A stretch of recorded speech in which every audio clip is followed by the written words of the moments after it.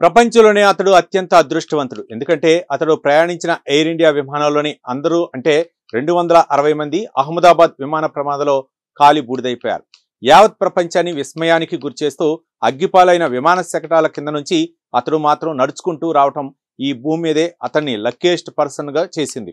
కాగా గత జూన్ 12న అహ్మదాబాద్లోని సర్దార్ వల్లభాయ్ పటేల్ అంతర్జాతీయ విమానాశ్రయం నుంచి లండన్కు బయలుదేరిన ఎయిర్ ఇండియా విమానం AI-171 టేకాఫ్ అయిన కొద్ది క్షణాలకే కుప్పకూలింది. ఈ ప్రమాదంలో విమానంలో ఉన్న 241 మంది, కింద ఉన్న మరో 19 మంది ప్రాణాలు కోల్పోగా ఎమర్జెన్సీ ఎగ్జిట్ దగ్గర 11A సీట్లో కూర్చున్న విశ్వాస్ కుమార్ రమేష్ మాత్రమే ప్రాణాలతో బయటపడ్డారు. అదే విమానంలో ప్రయాణిస్తున్న ఆయన తమ్ముడు అజయ్ ఈ దుర్ఘటనలో మరణించాడు. ఈ ఘటన తర్వాత అందరూ విశ్వాస్ కుమార్ ను లక్కీ మ్యాన్ అనుకుంటుంటే ఆయన మాత్రం ఆ దుర్ఘటనలో బతకడం ఒక అద్భుతమే అయినా ఆ జ్ఞాపకాలతో జీవించడం మాత్రం నరకంగా ఉందని, అసలు తాను ఎందుకు బతికానా అని ఇప్పుడు ఆవేదన వ్యక్తం చేస్తున్నారు. ఆ రోజు నుంచి తాను నిత్యం నరకం అనుభవిస్తున్నానని చెప్పడం ఇప్పుడు సంచలనంగా మారింది. ప్రమాదం తర్వాత తన జీవితమే మారిపోయిందని విశ్వాస్ కుమార్ చెబుతున్నారు.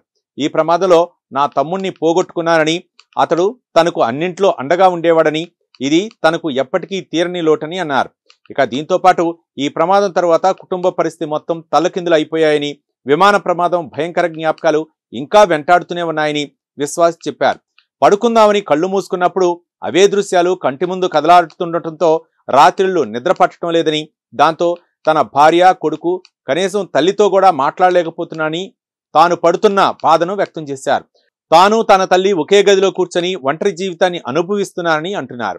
ఇక ప్రమాదంలో గాయాల పాలైన విశ్వాస్ ఇప్పటికీ తనకు కాలు, భుజం, మోకాలు, వెన్నునొప్పులు ఉన్నాయని, సరిగ్గా నడవలేకపోతున్నారని, డ్రైవింగ్ కూడా చేయలేకపోతున్నారని అన్నారు. మరోవైపు ఈ యాక్సిడెంట్ తర్వాత ఇండియాలో తన వ్యాపారం మొత్తం మూతపడిందన్నారు. దీంతో కుటుంబ ఆర్థిక పరిస్థితి కూడా దిగజారిపోయిందని వాపోయారు. అయితే ప్రమాదం తర్వాత ఎయిర్ ఇండియా ఇచ్చిన ఎక్స్గ్రేషియా ఏమాత్రం సరిపోలేదని, చాలా గడ్డు పరిస్థితులను ఎదుర్కొంటున్నారని అన్నారు. అయితే అహ్మదాబాద్ విమానాశ్రయం నుంచి టేకాఫ్ తీసుకున్న ఎయిర్ ఇండియా విమానం పక్కనే ఉన్న హాస్టల్ భవనంపై క్షణాల్లో కుప్పగొలింది. ఈ క్రమంలో పెద్ద ఎత్తున శబ్దం రావడంతో పాటు మంటలు చెలరేగాయి.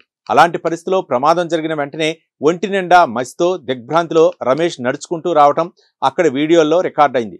ప్రమాదం జరిగిన మరుసటి రోజే ప్రధాని నరేంద్ర మోదీ ఆసుపత్రిలో రమేష్ ను పరామర్శించారు.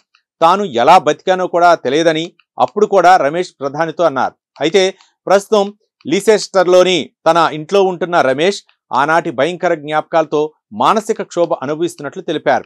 రమేష్ పోస్ట్ ట్రామాటిక్ స్ట్రెస్ డిజాస్టర్తో బాధపడుతున్నారని, సరిగ్గా నడవలేకపోతున్నారని ఆయన బంధువులు తెలిపారు. టాటా గ్రూప్ యాజమాన్యంలోని ఎయిర్ ఇండియా మధ్యంతర పరిహారంగా 22 లక్షల రూపాయలు ఇవ్వగా అది ఏమాత్రం సరిపోదని వారు అంటున్నారు.